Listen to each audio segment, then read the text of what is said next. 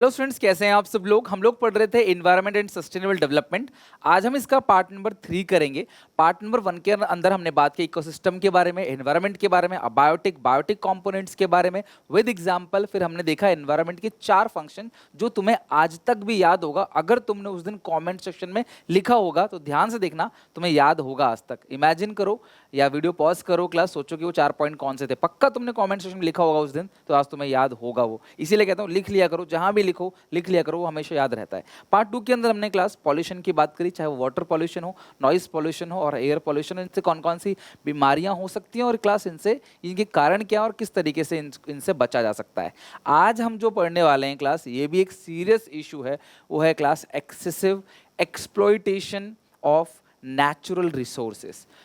बच्चों, हम सारे लोग नेचुरल रिसोर्सेज जो हमें मिला हुआ है, जो हमें नेचर ने दिया है, जो गॉड गिफ्टेड है, हम बहुत ज़्यादा उनका एक्सप्लॉइटेशन कर रहे हैं। क्योंकि इतने ज़्यादा भीड़ हो गई, इतनी ज़्यादा पॉल्यूशन हो गया है, जिसकी वजह से क्लास रिसोर्सेज को एक्सट्रैक्शन करना, रिसोर्सेज को ज़्यादा से ज़्यादा यूज़ करना हमारे लिए मजबूरी बन गया है। नेचुरल रिसोर्सेज देखो हम कितना फंस गए हैं। आप नोटिस करना हम कितना फंस गए हैं। क्या हमें शुद्ध हवा, शुद्ध पानी चाहिए? यस चाहिए। क्या हम लोगों को ये चाहिए क्लाइमेट बहुत ज़्यादा चेंज ना हो, ग्लोबल वार्मिंग ना हो? हाँ, हमें चाहिए। क्या हमें एसी यूज़ नहीं करना? नहीं सर, वो तो करना है। हमें गाड़ियाँ यूज़ नहीं करना? सर, वो तो हमें करना है। हमें 5G यूज़ करना है? हाँ करना है। लेकिन उसके रेडिएशन से जो हमारे एनवायरनमेंट को, हमारे नेचुरल हैबिटेट को, जीव जंतुओं को नुकसान पहुंचेगा उस रेडिएशन से। बट हम फंस गए। हम नहीं चाहते, हम एक्चुअली में नहीं चाहते कि एनवायरनमेंट को नुकसान हो। हम सब ग्रीनरी पसंद करते हैं, हम सब ग्रीन इंडिया देखना चाहते हैं। लेकिन हम लोग इतने ज़्यादा टेक्नोलॉजी पे बाउंड हो गए हैं कि हम इनको भी छोड़ना नहीं चाहते। इनके बिना भी जीवन संभव नहीं है। तो एक तरीके से हम लोग क्या ट्रैप में फंस गए हैं, right. Excessive exploitation of natural resources. Natural resources refers to forest, mineral, soil, etc. In order to achieve economic growth, man need natural capital like natural resources. बिना soil, mineral, forest के तो आप growth नहीं कर सकते। ये आपको चाहिए तो आपको resources देता है, even water भी, okay? Along with the physical capital machine, हमें मशीन भी चाहिए, ये सारी चीज़ें। एज प्रोडक्शन इंक्रीज, अब इमेजिन करना एक मशीन आप आज खरीदते हो, प्रोडक्शन जैसे जैसे बढ़ाते चले जाओगे मशीन की वैल्यू कम होती चली जाएगी। आप उसके लिए डेप्रिसिएशन लगाते हो, पैसे जोड़ते हो ताकि मशीन दोबारा खरीद के लिया और रिप्लेस कर लो, उसके लिए हर साल पैसा जोड़ते हो। लेकिन हम लोग नेचुरल रिसोर्सेज को भी तो ऐसे ही एक्सप्लॉइट करते चले जा रहे हैं। आए दिन जंगल कट रहे हैं, पेड़ कट रहे हैं, क्लास सड़कें, हाईवे बन रहा है, मेट्रो ट्रेन बन रही है, वहाँ बुलेट ट्रेन के लिए रास्ता बन रहा है। लेकिन क्या हम उसके लिए कोई प्रोविजन बनाते हैं, कुछ डेप्रिसिएशन जोड़ते हैं कि ठीक है एक पेड़ काट दिए तो 4 पेड़ लगा दो, या एक पेड़ फिर से लगा दो, ताकि क्लास ये पेड़ जब तक इसकी जगह दूसरा पेड़ ले ले, या हमें 7 साल बाद एक पेड़ काटना है तो 7 साल पहले आज एक पेड़ कहीं और लगा दो। हम लोग ऐसा बिल्कुल भी नहीं करते। हम सोचते हैं तो कुदरत का दिया हुआ भंडार है, अंबार हमारे पास है, जितना काटना है काटो पेड़। नहीं बेटा, ऐसा नहीं करना है। हमें मशीनरी के लिए अगर हम पैसे जोड़ के चलते हैं तो हमें जो नेचुरल रिसोर्सेस है उनके लिए भी पैसे जोड़ के चलने पड़ेंगे। As production increase both get depreciated, but provision is only made for physical capital, not for natural capital. तो हमें प्रोविजन बना के चलना है फिजिकल कैपिटल के लिए, नेचुरल कैपिटल के लिए हमें प्रोविजन नहीं बनाते। लेकिन क्लास हमें दोनों के लिए प्रोविजन बना के चलना पड़ेगा, नेचुरल और फिजिकल कैपिटल के लिए। अब हम आज बात करेंगे कि कौन कौन से ऐसे इंसिडेंट्स हैं, कौन कौन से ऐसे एक्टिविटीज़ हैं जिनसे हमारा जो इन्वायरमेंट है वो बिल्कुल मतलब ख़राब हो रहा है, डिग्रेड हो रहा है, प्रॉब्लम हो रहा है। सबसे पहला है डिफॉरेस्टेशन। जंगलों को काटना, लकड़ियां काटना, फॉरेस्ट खत्म कर देना। Deforestation is the permanent removal of tree to make room for something beside forest. This can include clearing of land for agriculture, चाहे खेतीबाड़ी करने के लिए पेड़ों को काटना। आपको पता है, आपको शायद छोटी क्लास में हमने जरूर पढ़ा होगा, मुझे कमेंट करके बताना आप कितना जानते हो इस बारे में, कि जो बारिश होती है ना वो पेड़ ही बारिश कराते हैं। आपको पता होगा जो पेड़ होता है ना, पेड़ जितने भी पेड़ हैं वही बारिश कराते हैं। लोग पूजा भी करते थे पुराने टाइम पे। कृष्ण की कहानियाँ बचपन में आपने सुनी होगी। तो बारिश होने के लिए क्लास पूजा, बहुत ज़्यादा पूजा की गई थी। और इसके बाद इतनी बारिश हुई थी कि कृष्ण भगवान को क्लास पर्वत उठाना पड़ा था, है ना। तो इसे कहते हैं class construction on manufacturing deforestation leads to land degradation, biodiversity loss, ecological imbalance.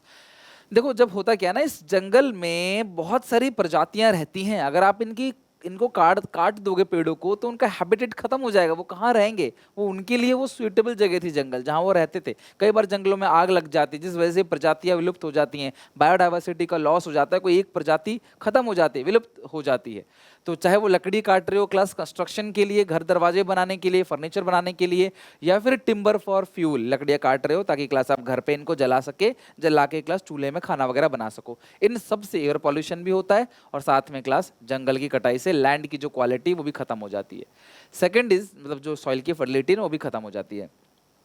Second is degradation of land, यानी कि सॉइल की फर्टिलिटी खत्म हो जाना। भाई देखो, हम लोग जितनी भी चीजें खाते हैं वो उगती तो जमीन पे ही है ना, मट्टी में उगती है। अगर आपने मट्टी खराब कर दिया और मट्टी की जो फर्टिलिटी है, जो न्यूट्रिएंट्स हैं सॉइल के अंदर वो ना रहें तो पौधा उगेगा ही नहीं। आप बीज डालोगे पौधा उगेगा ही नहीं, या उगेगा भी तो बहुत बैड क्वालिटी का उगेगा, उसके अंदर आपको इतने अच्छे फल नहीं मिलेंगे।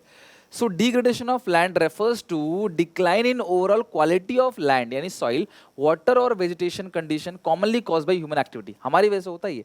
Land degradation is global challenge that affect everybody through food insecurity and higher price of food। अगर फूड की सप्लाई कम होगी तो फूड का प्राइस बढ़ जाएगा, तो ये भी बहुत सीरियस प्रॉब्लम है। कॉजेज क्या है इनके, तो सबसे पहला सॉइल इरोजन। सॉइल इरोजन का मतलब क्या है, जब तेज तेज हवाएं चलती हैं, सब आपने छोटी क्लास में पढ़ा होगा, जब तेज तेज हवाएं चलती हैं तो सॉइल के ऊपर का जो लेयर होता है ना, पोटेशियम वगैरह होता है, बहुत सारे न्यूट्रिएंट्स होते हैं उसके अंदर, वो उड़ के चले जाते हैं, जिसकी वजह से क्लास वहां पे फिर आप कुछ उगाओगे तो इतना अच्छा उगेगा नहीं।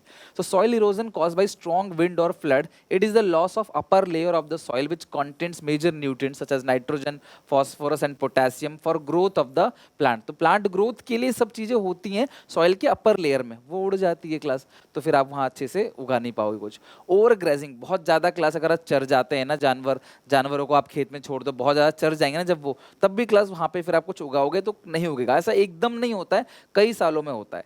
एक्सेसिव यूज ऑफ फर्टिलाइजर और पेस्टिसाइड का अगर हद से ज़्यादा, केमिकल का हद से ज़्यादा इस्तेमाल करोगे तो भी क्लास सॉइल की फर्टिलिटी खत्म हो जाती है, और ऐसा करने से, कंटिन्यू ऐसा करने से कई साल बाद जमीन बंजर हो जाती है। एक्सट्रैक्शन ऑफ ग्राउंड वाटर, बहुत ज़्यादा नीचे से क्लास अगर आप पानी भी निकालोगे तो भी नमी खत्म हो जाएगी, पौधे वहाँ उग नहीं पाएंगे, या आपने प्रॉपर रोटेशन नहीं करा। तो क्रॉप को रोटेट करते रहना चाहिए। आमतौर पर लोग सोचते हैं जमीन पर एक ही खेती बार बार करते जाओ, ऐसा नहीं, आप क्रॉप को रोटेट करते रहो। किस वे में रोटेट करना आपकी मर्जी है, बट आप एक के बाद एक क्रॉप को चेंज करते रहो और उसको फिर दोबारा रोटेशन में लाया करो। अगर आपने ऐसा नहीं किया तो इस तरीके से आपकी जमीन जो है वो बंजर हो जाएगी, और आपको होता है बंजर जमीन वेस्ट है। देखो यहाँ पे कुछ भी आप उगा नहीं सकते, बंजर जमीन पे खेती बाड़ी करना बड़ा मुश्किल से क्रैक आ जाता है, यहाँ पे आप कुछ उगाओगे तो नहीं उगेगा। थर्ड इज बायोडाइवर्सिटी लॉस, किसी एक प्रजाति का, किसी एक जीव जंतु का पूरा जो प्रजाति है उसको विलुप्त हो जाना। जैसे आपको पता है कि एक टाइम पे डायनासोर जो है वो गायब हो गए थे। हम सब सोचते हैं काश डायनासोर होते, आज हम देख पाते किसी ना किसी जू में, कहीं ना कहीं जंगल में, लेकिन डायनासोर क्लास अब नहीं। इसी तरह से जो टाइगर है उनकी आबादी भी क्लास 1000 से भी कम रह गई थी, वो भी खत्म होने वाले थे, तब जाके सेव द टाइगर अभियान चलाया गया क्लास, उनको बचाया गया। तो कोई प्रजाति अगर विलुप्त हो गई तो हम फिर उसे देख ही नहीं पाएंगे कभी जिंदगी भर, समझ रहे हो। This is called biodiversity loss. Biodiversity is the existence of number of different kind of animal, plant which together make a good and healthy environment, जो पूरा का पूरा ecosystem बनाते हैं, right? Biodiversity loss is the disappearance of different type of class species like plant, animal worldwide, and also the local reduction and loss of species in certain habitat। तो habitat मतलब जहाँ वो रहते हैं, तो वहाँ से वो गायब हो जाना, उनकी संख्या कम हो जाना, विलुप्त हो जाना, this is called biodiversity loss. तो बायोडाइवर्सिटी लॉस के पीछे क्या क्या कारण है, तो सबसे पहला पॉल्यूशन। अगर पॉल्यूशन होगा तो वो इंसान ही जिंदा नहीं रह पाते, तो जीव जंतु, जो छोटे मोटे जीव जंतु रहते हैं, बहुत सारी छोटी छोटी चिड़िया रहती हैं, वो कैसे जिंदा रहेंगे, तो वो सर्वाइव नहीं कर पाते, उनकी डेथ हो जाती है। Greenhouse effect leads to raise in temperature, बहुत सारे ग्रीन हाउस गैसेस होते हैं, आउट ऑफ विच मीथेन हो गया, नाइट्रस हो गया क्लास, ठीक है, इसके अलावा कार्बन डाइऑक्साइड सबसे ज़्यादा। तो इतना ज़्यादा कार्बन रिलीज होता है जिसकी वजह से गर्मी बहुत ज़्यादा पड़ती है, ग्रीन हाउस इफेक्ट होता है, और क्लास यहाँ पे बहुत सारे जो different type of class species है उनका जिंदा रहना मुश्किल हो जाता है, species to live. Class population growth and over consumption, अब इतनी ज़्यादा जनता बढ़ रही है तो देखो जितनी जनता बढ़ेगी उतने पेड़ कटेंगे, उतने नेचुरल रिसोर्सेज का वेस्टेज किया जाएगा, जितनी ज़्यादा जनता होगी। तो पॉपुलेशन बढ़ रही है, कंजप्शन बहुत बढ़ रहा है, उससे वेस्ट जनरेशन हो रहा है, पॉल्यूशन हो रहा है, और क्लास बायोडाइवर्सिटी लॉस। जितने ज़्यादा लोग होंगे, पॉपुलेशन होगी, उतने जंगल कटेंगे, उतने क्लास और प्रजातियों के लिए रहना मुश्किल हो जाएगा। इंसान चाहेगा हम रहें, अब इंसान और जानवर सब एक साथ तो नहीं रह सकते, इंसान चाहेगा जंगल काट दो हम रहेंगे यहाँ पे, और जंगलों में जो प्रजाति थी या तो मर जाएंगे, या छोड़ छाड़ के शहर में जाएंगे, वहाँ मारे जाएंगे, या भूख प्यास के चक्कर में मर जाएंगे। तो ये है क्लास बायोडाइवर्सिटी लॉस। तो अगर आप इस तरह से इनका जहाँ ये नेचुरल हैबिटेट है वहाँ पे अगर आप कंजर्व नहीं करोगे, क्लास खत्म कर दोगे, तो इस तरीके से। और ग्लोबल वार्मिंग इतनी ज़्यादा बढ़ती चली जा रही है आजकल, ग्लोबल वार्मिंग, जिसकी वजह से जो पोलर बियर होते हैं ना क्लास, जो ठंडियों में रहते हैं, बर्फ़ में रहते हैं, वो बेचारे बर्फ़ में रह नहीं पाते, पेंगुइन्स वगैरह, क्योंकि पिघलता चला जा रहा है, उन्हें ठंडा माहौल चाहिए, वो बेचारे वहाँ रह नहीं पाते। इसकी वजह से क्लास मजबूरन उनकी पूरी की पूरी प्रजाति जो है वो खत्म हो जाती है। और दिस इज कॉल्ड क्लास, खत्म हो सकती है, अभी तो हुई नहीं है, this is called biodiversity loss. Next is global warming. So global warming is a gradual increase in the average temperature of the earth lower atmosphere, such a result of increase in greenhouse gases. ध्यान रखना, global warming एक ऐसी problem है जो पूरे world में चल रही है। यूरोप जैसी कंट्री में जहाँ पे इतनी ठंड होती है क्लास, अब वहाँ पे सड़कों में न्यूज़ आता है क्रैक होने लग रहे हैं गर्मी की वजह से। जहाँ पे क्लास गाड़ियों के शीशे पे बर्फ जम जाती है, थोड़ा मार मार के गाड़ियों की क्लास ऊपर जो बर्फ, ढकी हुई बर्फ रात भर जो गिरती है, उसे हटाना पड़ता है, वहाँ इतनी गर्मी पड़ रही है। अब among the green house gases, the increase in carbon dioxide in the atmosphere is the main cause of global warming. Carbon dioxide, ध्यान रखना, ये CO2 जो कार्बन है ना, जो इंसान रिलीज कर रहा है ना, कार्बन जो हम रिलीज करते हैं, वो सबसे बड़ी प्रॉब्लम है। अगर पेड़ उतने नहीं लगाए जाएंगे तो और ज़्यादा प्रॉब्लम होगी, गर्मी और ज़्यादा बढ़ेगी। Greenhouse gases cause greenhouse effect. The primary greenhouse gases जो कौन कौन से हैं class? Water vapour, carbon dioxide, methane, nitrous oxide, ozone. But the major source of carbon dioxide 80%, carbon dioxide सबसे ज़्यादा है हमारे ग्रीन हाउस गैसेज में, देन सेकेंड नंबर मीथेन, लेकिन पावरफुल जो है वो मीथेन है, CH4, as compare to carbon dioxide. The major source of carbon dioxide is, carbon dioxide सबसे ज्यादा कहां से रिलीज होता है? हमारे पावर प्लांट से, एनर्जी सेक्टर से। एनर्जी सेक्टर फ्यूल को बर्न करता है, वो पूरा का पूरा क्लास कोयला जलाता है बिजली बनाने के लिए, जिसकी वजह से क्लास कार्बन बहुत ज्यादा रिलीज होता है। और क्लास करेंटली 0.2 डिग्री सेल्सियस से हमारा जो टेम्परेचर है वो बढ़ता चला जा रहा है। आपको यकीन नहीं होगा, दिल्ली में 47-48 डिग्री और राजस्थान में 50 डिग्री तक गर्मी पहुंच जाती है। 50 डिग्री गर्मी जो है वहाँ के लोग झेलते हैं। 1950 की बात करें, नंबर ऑफ 1950 से देखें तो हर साल लगभग 0.2 डिग्री सेल्सियस से टेम्परेचर बढ़ता चला जा रहा है। गर्मी के दिन रात है वो बढ़ते चले जा रहे हैं, सर्दियों के दिन रात जो है वो कम होते चले जा रहे हैं। तो ये है ग्लोबल वार्मिंग की वजह से। अब ये ग्लोबल वार्मिंग होता कैसे, थोड़ा सा मैं आपको समझाता हूँ। ग्लोबल वार्मिंग होने से देखो क्लास, यहाँ पे कितना सारा बर्फ है, अंटार्कटिका में पूरा बर्फ ही बर्फ है, वो पिघलता चला जा रहा है क्लास, क्योंकि गर्मी इतनी ज़्यादा पड़ रही है, वो पिघलता चला जा रहा है। सी लेवल बढ़ता चला जा रहा है, जो एक्वाटिक एनिमल्स है उनका जीना भी मुश्किल हो जा रहा है। इस तरीके से क्लास अगर गर्मी ज़्यादा पड़ेगी तो बेचारे पेड़ भी जो है वो रह नहीं पाएंगे ना, पत्तियां सूख के गिरने लग जाती हैं। तो ये होता क्या है, देखो होता क्या है क्लास, बहुत सारे, ये हमारा क्लास सन है, सन से टकराती है, सन से टकरा के नीचे क्लास बहुत सारी रेज आती हैं, राइट, सन से टकरा के नीचे रेज आती हैं। अब होता क्या है, वो रेज धरती से टकराती हैं फिर ऊपर जाती हैं, लेकिन जो ग्रीन हाउस गैसेस है ना, वो एटमॉस्फेयर में ना यहाँ पे एक वो अलग सा एक मतलब थिक लेयर बना देता है, जिसकी वजह से वो टकरा के ना लेयर वापस बाहर नहीं जा पाती, जिसकी वजह से यहाँ पे पूरा का पूरा गरम गरम हो जाता है। ये पूरा माहौल जो है वो टेम्परेचर यहाँ का बढ़ा हुआ मिलता है। आपने देखा होगा जितना ऊपर जाते हैं ना, ऊपर जितना जाएंगे क्लास, एक लिमिट के बाद ठंड लगने लग जाएगा ऊपर, ठीक है, भले ही वो दिन ही क्यों ना हो, राइट। तो अब आप देखोगे ये रहा सन, यहाँ से सनलाइट आया, ये अर्थ है, अर्थ छोटा है लेकिन क्लास यहाँ पे क्लोजेस्ट देख रहे हैं तो बड़ा लग रहा है आपको अर्थ। तो यहाँ टकरा के क्लास ऊपर जा रहा है, टकरा के ऊपर जा रहा है, रेस टकरा रही है क्लास, ऊपर जा रही है। अब ऊपर अगर क्लास एक लेयर बना दी जाए, thick layer green house gases की, CH4 वगैरह की, तो ये टकरा के फिर नीचे आएगा, ऊपर नहीं जा पाएगा, कुछ ऊपर चला जाएगा, कुछ नीचे आ जाएगा, जिसकी वजह से क्लास यहाँ पूरा का पूरा गर्म रहेगा। इसी को बोलते हैं class lower atmosphere of earth में जब टेम्परेचर बढ़ने लग जाता है, this is called global warming. और ग्लोबल वार्मिंग इंडिया का इशू नहीं है, पूरे वर्ल्ड का इशू है, सबको समस्या होगी इससे। तो ये होता किसकी वजह से क्लास? ग्रीन हाउस गैसेस की वजह से। तो हमें इसे कहीं ना कहीं कम करना है। दूसरी बात, आपने कभी ऐसा रियल में फील किया होगा, जब गाड़ी लेके कहीं जाते हो, मान लो आप गर्मी में धूप में कहीं निकल गए, आप गाड़ी कहीं पार्किंग पे लगा देते हो, ठीक है, लोग छाए में लगाना पसंद करते हैं, लेकिन अगर आपको छाए में भी लगाया आपने या धूप में भी लगाया, तो धूप में अगर आपने लगा दिया, आप बाहर घूमने चले गए, आप आधे घंटे बाद आते हो, 1 घंटे बाद आते हो, तो गाड़ी खोलो, गाड़ी के अंदर घुस नहीं पाओगे आप, इतना भभका होगा, इतनी गर्मी होगी। ऐसा होता है कि नहीं? जो कमेंट सेक्शन में मुझे बताओ कि यार इतना भभका। तो फिर लोग क्या करते हैं, थोड़े से शीशे डाउन कर देते हैं, या गाड़ी स्टार्ट करके थोड़ी देर गेट खोल के बाहर खड़े हो जाते हैं कि भाई थोड़ी देर अंदर का भभका निकल जाए, गर्मी निकल जाए अंदर की। क्यों? क्योंकि क्लास सेम यही प्रोसेस वहाँ फॉलो होता है। गाड़ी के शीशे के अंदर रेस से लाइट चला तो जाता है, लेकिन वो उतनी बाहर से आ नहीं पाता, बाहर वापस उसकी इतनी स्पीड नहीं होती आ पाए, तो वो अंदर ही अंदर घूमते घूमते क्लास वो पूरा गरम गरम हो जाता है। This is called global warming. Consequences of global warming, अगर ग्लोबल वार्मिंग होता है तो कारण क्या है? कारण तो बता दिया मैंने, परिणाम क्या होंगे उसके। तो सबसे पहला टेम्परेचर जो है वो बढ़ने लगेगा, गर्मी, दिन रात गर्मी ज़्यादा होगी। Increase in sea level and modify the quantity and pattern of rainfall. Sea का लेवल बढ़ जाएगा, बर्फ पिघलेगी क्लास, ग्लेशियर, बहुत सारा ग्लेशियर है क्लास, अगर वो सारा ग्लेशियर पिघल गया तो हम सब डूब जाएंगे। तो बहुत ग्लेशियर है धरती में, अंटार्कटिका बेसिकली पूरा भरा पड़ा है बर्फों से, वो पिघलता चला जा रहा है, सी का लेवल बढ़ता चला जा रहा है। रेनफॉल का पैटर्न चेंज हो रहा है, जहाँ बरसात होनी चाहिए वहाँ होती नहीं है, जहाँ नहीं होनी चाहिए वहाँ दबादब बरसात होती है। आए दिन फ्लड की केस आप देखो ना, लास्ट 3-4 साल में कितने ज़्यादा फ्लड आए हर स्टेट में। एक में फ्लड खत्म होता है, दूसरे में आता है, फिर तीसरे में आता है, बंगाल, बिहार, ठीक है, उड़ीसा, इसके अलावा क्लास मुंबई, इसके अलावा क्लास केरला, ऐसी जगह पे क्लास कितना ज़्यादा फ्लड आता है आप देखते ही हो। Natural calamity such as flood, famine, heat wave, ये सब बढ़ जाती हैं। ग्लेशियर पिघलता चला जाता है। ब्यूटी ऑफ नेचर, जो बर्फ से क्लास सुंदर ब्यूटी दिख रहा था, बर्फों से ढका हुआ, वो क्लास ब्यूटी खत्म हो जाती है नेचर की। नई नई बीमारियां फॉर्म होती हैं, COVID one of the example.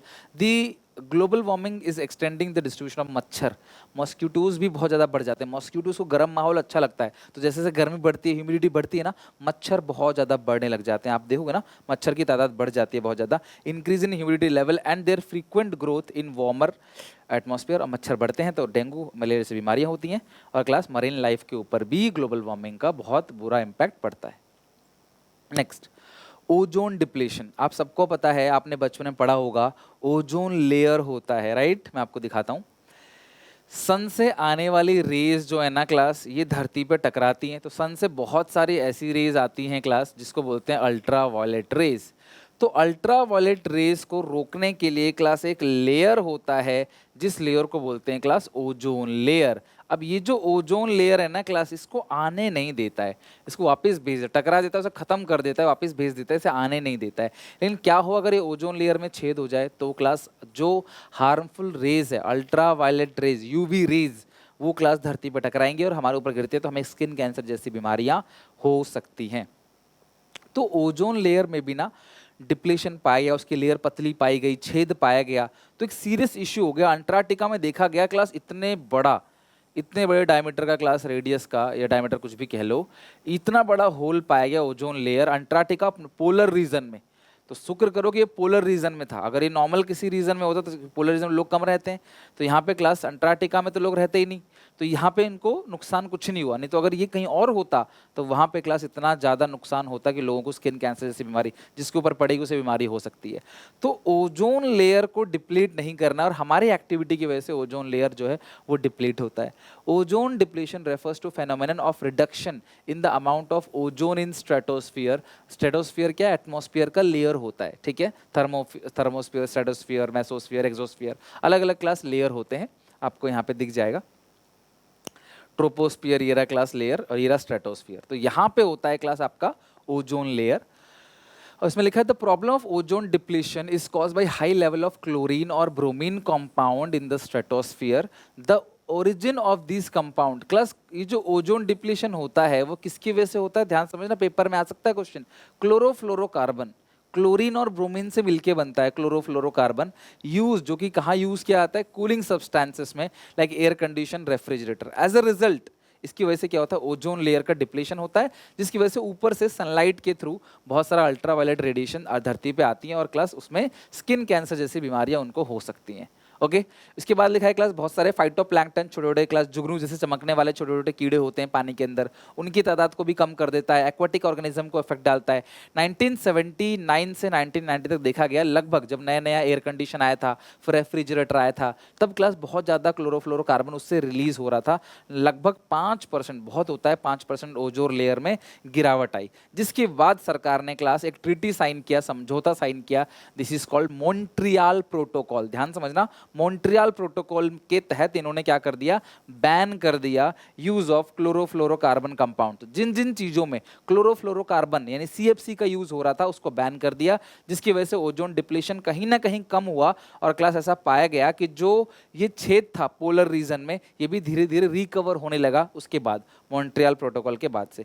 तो इसे बोलते हैं ओजोन होल। ये तो मैंने आपको सिर्फ रियल लाइफ का डेटा बताया, ये आपके सिलेबस का नहीं था, लेकिन मैंने तुम्हें समझाने के लिए रियल लाइफ का डेटा बताया कि ओजोन होल क्या होता है। प्रोडक्टिव लेयर में छेद हो जाना upper atmosphere over the earth polar region, that is Antarctica. But after the international treaty Montreal protocol in 1987 ozone layer is now recovering. तो अभी ओजोन लेयर रिकवर कर रहा है क्लास। 1987 में जब मॉन्ट्रियल प्रोटोकॉल में बहुत सारी कंट्री ने मिलकर साइन किया था कि ठीक है हम सब लोग कूलिंग सब्सटेंस को जिन जिन चीज़ों में क्लोरोफ्लोरोकार्बन यूज होता है हम सब मिलके हम लोग प्रॉमिस करते हैं हम उसको बैन करेंगे अपने देश के अंदर, उसको बनाने नहीं देंगे, ताकि हमारा जो ओजोन लेयर है वो प्रोटेक्टर है। क्या फायदा है डेवलपमेंट का जो एक दिन में ही पूरी दुनिया तबाह हो जाए? क्या हुआ कोविड-19 के अंदर? सब लोग 2 साल तक, लगभग 1 साल समझ लो, घर के अंदर ही बैठे रहे, कुछ काम नहीं, बिल्कुल ना स्कूल ना ट्यूशन, कुछ भी नहीं। बच्चों के लिए तो कुछ भी नहीं था, बड़े लोग सब घर पे बैठे हुए थे, सब नए नए एक्सपेरिमेंट कर रहे थे।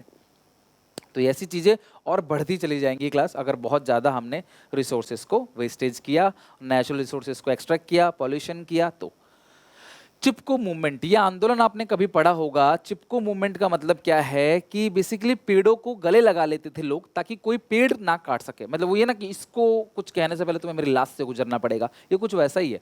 सो द चिपको मूवमेंट और Chipko Andolan is social movement that is practice in the method of satyagraha. लड़ाई झगड़ा कुछ नहीं, बस पेड़ों को चिपका गया, भाई इसे अगर मुझे काटो, इसे काटने से पहले। इतना प्यार करते थे लोग, सोचो। Non violent resistance, this is mainly done through the act of hugging trees to protect them from being cutting down.